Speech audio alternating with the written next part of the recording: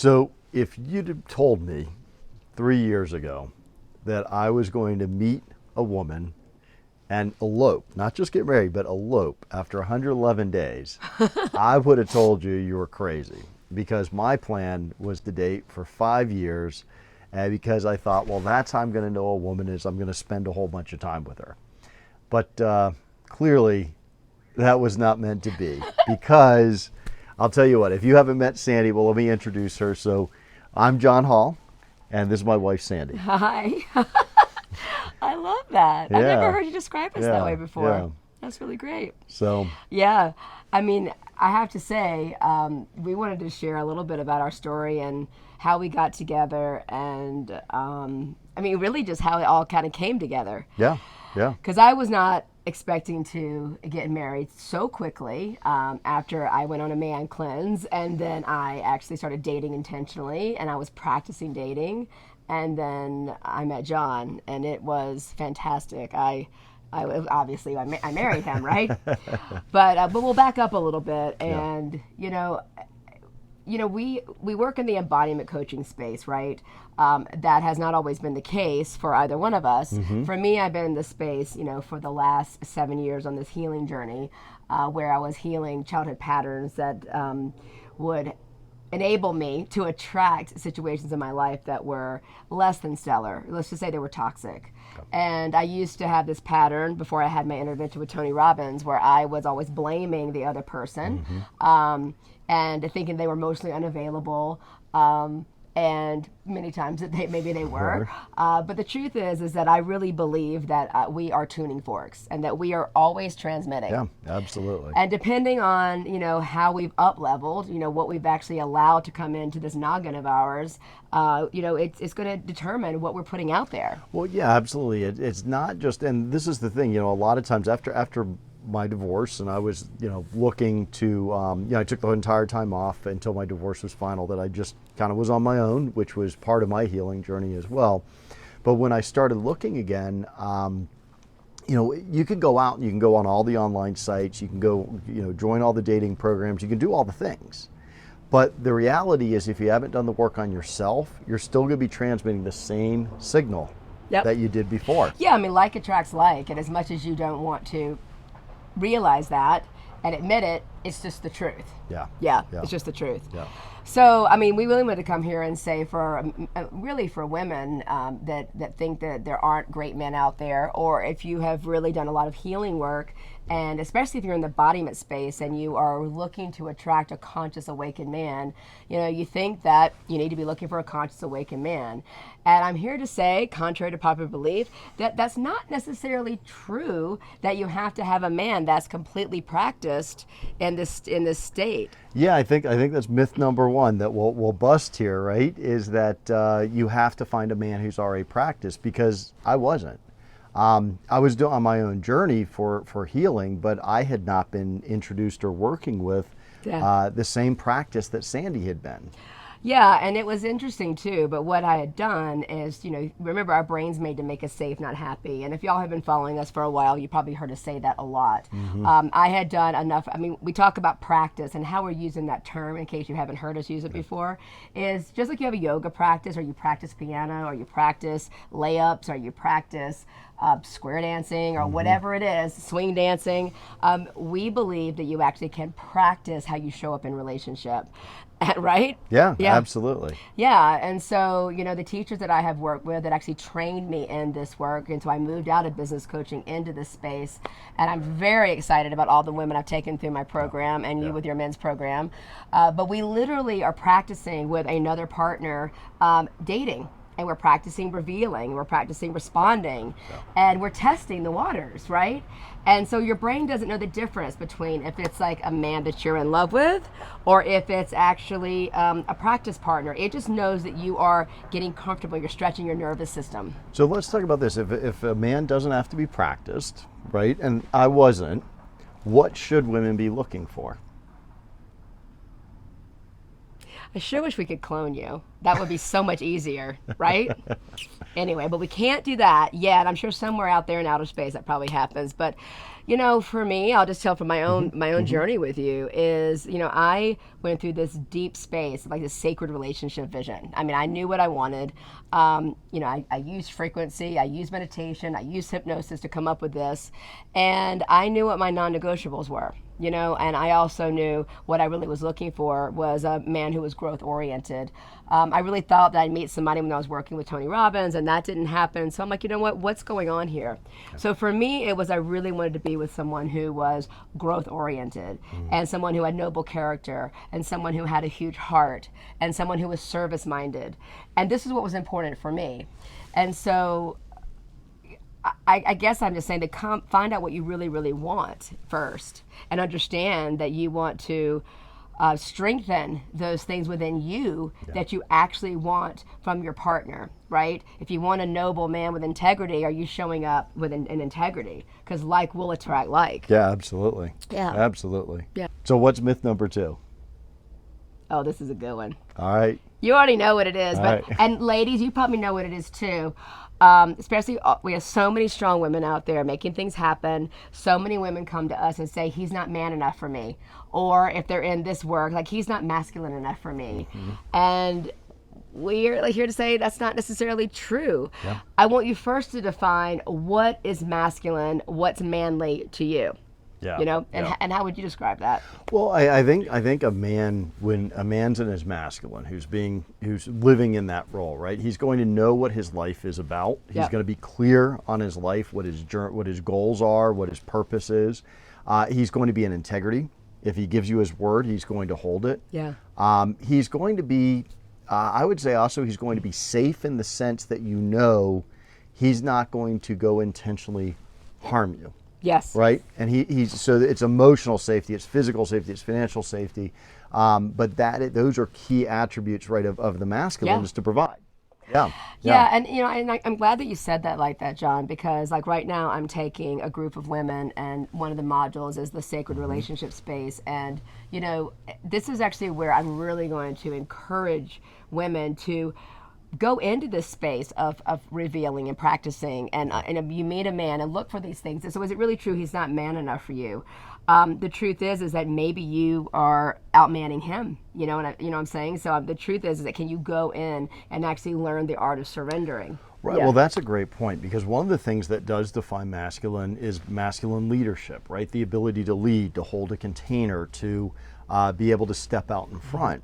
But here's the scoop. If you're doing that, right, you're either going to repel a man who isn't as masculine, or if he wants to be with you, he's going to flip and Yeah. step back, Yeah. right, and leave you in the lead, because obviously he knows that the two of you trying to Yeah. lead at the same time is going to cause conflict. Yeah, absolutely. I mean, and that's 100%. And we're going really high level, and we obviously go deeper with our clients. And if you've on our YouTube channel, you've probably heard us go deeper. But I was really compelled to come here today and us talk about this because it just has come up so much over the last week about that he's not man enough for me, or I'm, you know, he said I was a hot mess. Like, what does that mean? And so I laugh because this whole sacred hot mess piece. I think we have our third myth. Yes. So Yeah. Contrary to popular belief.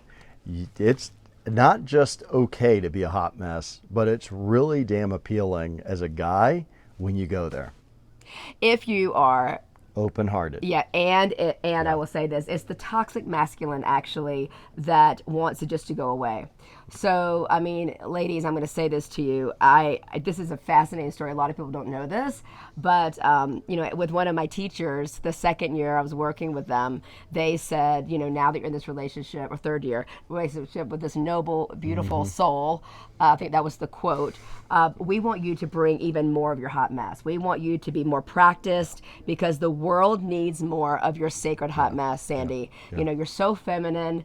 And you have to remember, I had an intervention with Tony Robbins, right, where I was the masculine woman in the whole crowd, and he picked me to tease this apart for 4 hours. So I took that as a compliment. I'm like, you want me to be a hot mess? You think I'm a hot mess already? Okay.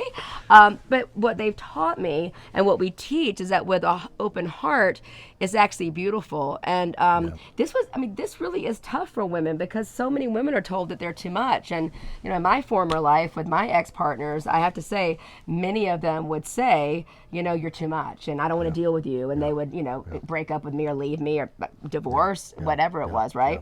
So, for me, that sacred hot mess is beautiful. And what it does also is if you do it with an open heart, it's intriguing. I'm curious, what is it about the hot mess? Well, it's beautiful. I mean, it's absolutely beautiful. So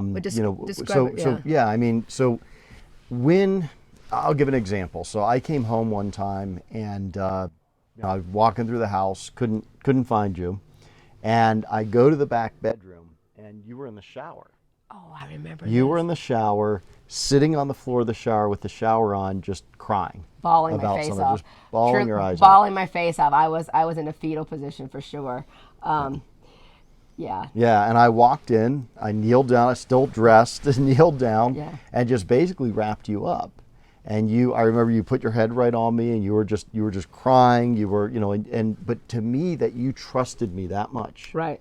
That you respected me that much, that you gave me the honor of being strong enough and safe enough to hold you at that time, that you could just completely melt and dissolve. That to me was so beautiful, baby. Thank you. Yeah, that was so beautiful. Yeah, trust me, I remember that because I remember wanting to hide all this from him, not wanting him to see me. I mean, this actually was before we were married. Yeah. And so I was practicing because I've been taught to just practice revealing.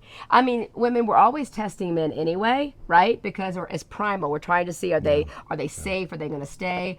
But there's a way that we can test from a sacred place, from a place of fullness, that we really teach. Yep. And what that does is it actually allows us to expand our nervous system even more, that this is a trustful, beautiful soul, and that we can even give him, and it's an honor to give him that. So I remember that, and then I remember, okay, I'm going to bring on a little bit more. And it wasn't like I actively was acting out so I could see it, but what I did, I got more comfortable, like really, if I going through menopause with you, oh my gosh, or being upset about something maybe with my parents or my son or whatever it is. It could even be over, I'm a woman, so our moods are all over the place. But that's what's so beautiful because describe it. What does that mean? Part of what the gift of the feminine to us, one of the gifts is energy. I mean, and you could light us up, right? But then the energy could be a storm. It could be almost anything.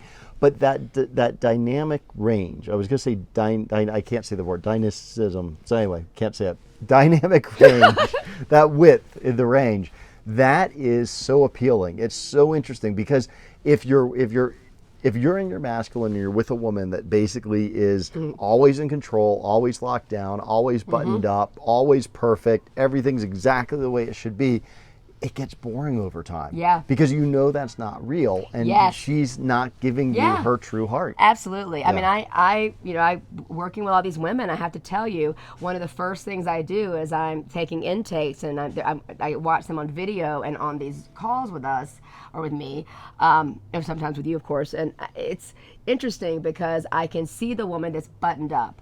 And it's interesting because some of the women that are masculine that come into the group before we actually ever tease things apart and go there, the women that are more masculine are actually frustrated with the women that seem so perfect. And it's not because they're jealous if you really go there. It's actually because, they kind of want to go and mess up their hair or, something to invoke something silly from them. That's not exactly the healthiest thing, but the truth is it's the same feeling because it's the masculine in all of us, not just in the man or the woman. Right. Right. Well, and the other thing is too that when you are a hot mess and you're your true, really what's more important, you're your true self with an open heart, it makes us as men better for the world. Say that again. That's important. When you are more of your true self, hot mess or whatever that happens to be, with an open heart, it makes us men better for the world. Yeah. Yeah. Yeah, and that really is the filter that John and I run everything through. Are we better for the world because we, took on that client? Are we better for the world that we rented this place in North Carolina? Are we better for the world because, we see something in the other that we're not showing up as our truest self? And it's true. I mean, ladies, I want you to hear me, really. I mean, especially if you're out there dating and you're at clean slate, I mean, take advantage of the fact that you can practice dating.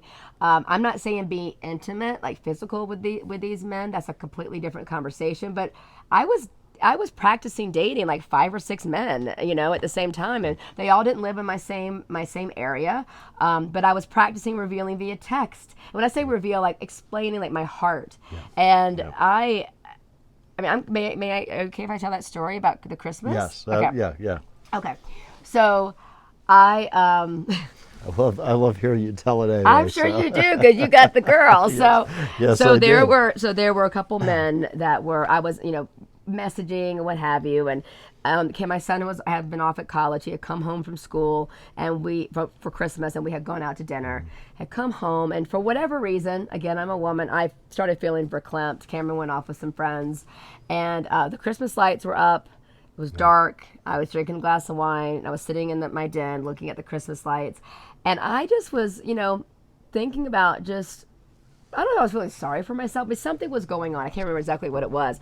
But I remember my favorite Christmas song came on the radio and through Spotify, and it was Mary Did You Know? Yeah. And I remember like feeling like God's hand on me. I was like, really, girl, you're feeling sorry for yourself? I mean, can you imagine whatever your faith is, but let's just say you do believe that, Mary carried Jesus at 13 years old and, no one believes her.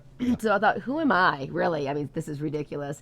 And I had this feeling of just humility pass over me. And I cried and I smiled. I started laughing. If you cry and laugh at the same time, we call that craffing, right, girls? So I just remember like, you know what? My teachers told me that I should just reveal like what's coming up for me. And I thought, all right. So if any of you are friends with me or you've worked with me, I am the queen of voice notes, and I'm the queen of emojis, and I'm the queen of video. And it's really a beautiful way to reveal. Yeah. So what did I do? I made a voice note. And I basically told the same story I just shared with you. And I sent it to all 5 of those men. Which I did not know about. Yes. And the thing, I know, Davey. But you won. You got the girl, Yes, right? I did. But the thing is that was so vulnerable, right, of me. Yeah. And I was, weepy in the message too, but very grounded too. And it's very open, right? And I could so feel her heart in this voice. I could feel your heart. I could feel, like I could just feel, it's like you were just opening your heart to me through this voice note. And I don't know how to describe it other than it was just like you were there with me, opening up your heart. Yeah, and this is really the kicker that women go like, what? And then this is a lot of times when women will hire me because they just don't believe it necessarily to be true, and then they hear the story. John and I hadn't even gone on a date yet. Yeah. We hadn't even gone on a date yet. We have been talking on the phone for a few weeks, and I had been traveling a lot, and you had too, and we just hadn't had a chance to have our first date. But I'm like, what the heck? You know what? Let me just go ahead and get it. Let's just figure it out. I mean, because remember, this is what I want to share too, and I'll get back to the rest of the story, of course, because it's really good. But, start gradually, like test and reveal responding and test your hot mess in small doses. See how he responds. Absolutely. Yeah, and if he can't handle it, I mean, then maybe he's not your guy. But really, from a more sacred space, does it open him? Yeah. Does it like light him up? Because I want you to find a man that is so deep with a noble heart, and where you can practice dating intentionally until I mean, the thing is that all those men that I had been talking to, a couple of them wanted to fly in and see me for New Year's or fly me up to New York New Year's, and I remember John's voice note back was, you already have such a deep, amazing voice that already like sent me to the stratosphere. It turned me on so much. But it was, he said, I know I'm just getting to know you, and I can imagine that, based on what I do know, that you're an amazing mother. And I really, really appreciate you sharing this with me. Something like that. It was he's a man, so it was very few sentences.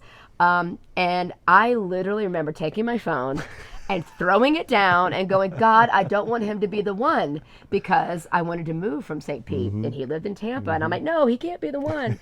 Anyway, obviously, God had different plans. He is the one. Clearly. But my point in telling this story is, that's the reason why, I have that Date Intentionally program. And because I literally am teaching women, no matter what age you are, that you're not, that you can really go there and you can have what you really want. Exactly. This is, look, if you're looking for a man in his masculine to lead, the more you go into your feminine, the more you go into your own practice, the more you revealing even hot mess with an open heart, it is just going to be, it is going to be like flies to honey. It is just so appealing. It is. As a man, it really is. In fact, there was a, I was reading a book, Wild at Heart, by Jim Elridge, and he talks about different women. He talks about how men can, be attracted to and partner with different women.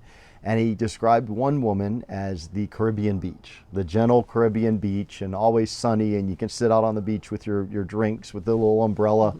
And, it's beautiful and it's fantastic. Lots of people go to the Caribbean for vacation because that's what they want. Right. And then there's another type of woman that's like the North Atlantic. And the North Atlantic can be absolutely beautiful and amazing and bountiful, and it can also be deadly. It can also be stormy. It can be tempestuous, whatever that word is. It can also be really stormy and, dangerous if you don't know what you're doing. But then he says at the end of it, he says, which one is going to make you feel more alive as a man? And you know the answer to it. Yeah, 100%. Yeah. And, I'm not sure if you're ready to close or not, but may I share one more story? Yeah, go ahead. Yeah. So remember, I was dating him intentionally, and I was over, no more at 40 something years old. I was no longer, and I'd been married a couple times and divorced, whatever. I honestly, for the longest time before I started doing the healing journey, that I was just washed up, right? And because my partners would tell me that too. If you don't stay with me, then you're not going to find anybody, or whatever they would say, right? Just all that stuff. That was not true, obviously. But I remember it was the winter solstice, and I really liked some woo-woo things. And I love to dance, and I love drumming, and I love to dance. And so there was a sacred dance at this yoga studio in St. Pete for the winter solstice, and I was already signed up to go. And John had said to me, I'd really like to know St. Pete better. So, I'll come over to your side and would love to I want a day in the life of Sandy. And I went, well, okay, well, I actually have this plan. He's like, sure, I'm game. And then he asked what to wear, and I shared with him to bring yoga clothes, and if you haven't ever been to a sacred dance, it's it's different. It's something. And for him, and he's drumming in the corner, and I'm dancing around with my friends, and really just feeling one with nature. It was so beautiful, and I look over and see John looking at me, and I look at him, and I don't even know if you'd ever done yoga in your entire life. No. But he just really wanted to get to me. He was enthralled with the way that I was. Yeah. And I remember thinking, oh, I watched him. I'm like, well, he seems to be having a good time, right? But I'm like, whatever. This is who I am. Yeah. This is who I am. Yeah. And I'm going to just bring it, right? And I remember we got in the car, and it was just the kindest thing. I felt so appreciated for who I was and just loved unconditionally. Well, we hadn't told each other we loved each other yet. Yeah. But I remember you said, Sandy, I get it. I get it. He goes, you are the jasmine, and you just need the trellis, and I want to be your trellis. Girls. Seriously. I'm like, God, no, he's not supposed to be the one, But obviously he's the one. He gets me, and there are other men like that out, there's not just John. Yeah. But I want you to say, and I mean this, when someone says, oh, you're so lucky. No, I'm really not. You know what I am, and I'm going to say this. Yeah. I actually created the woman that I am today. And if you really go back to what I said about we're tuning forks and our frequency, we're always transmitting. I actually, raised the bar, and and you had your own healing journey, Yeah. and we came Yeah. together, and we're better together. I will say I'm a lucky man, but I'll also say I did the work as well. So So, I mean, when someone says, you're lucky, no. I mean, or if you're with this beautiful soul, and no, the truth is that we're blessed, yes. And actually, it's okay to go, you know what? I did this. I'm creating this. And listen, part 2 of this video is the fact that once you're in the relationship, you've got to learn to be in the relationship. That's Yeah. a whole nother thing. Yeah, if there's any guys listening, or anyone who follows sports, the analogy I use is this, right? It's one thing, you can watch game film all day long, but it's a totally different thing when you're on the field, right? So Yep. seeing it from the outside is when you get in the relationship, there's more practice to be done. Yeah, I mean and that is really something we talk about too, the nervous system and all the healing work I did to actually grow and heal and transmit this beautiful frequency, and then we're in it. So that's for another video though. But we really wanted just to let you ladies know that, wow, this is your time. The feminine is rising, and we don't have to hate men to actually be in our feminine. No, if anything, it works out so wonderfully when you really know. And a lot of the things we shared, and we also work with our clients or through the Date Intentionally program on, when you know these core concepts, when you know these core beliefs, you integrate them into your nervous system, it makes for just a totally different experience. It really does. This is not magic or luck or anything else.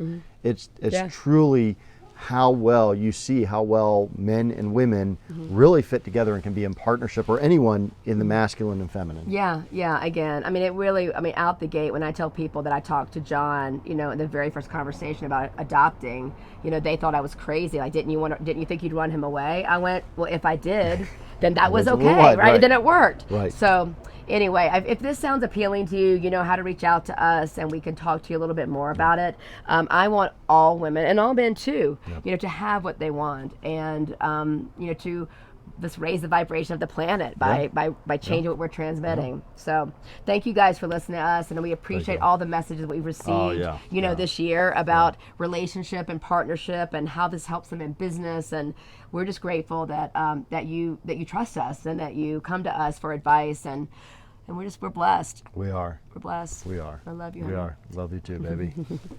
Thank you guys. Thank you all. See you. Take Bye. care.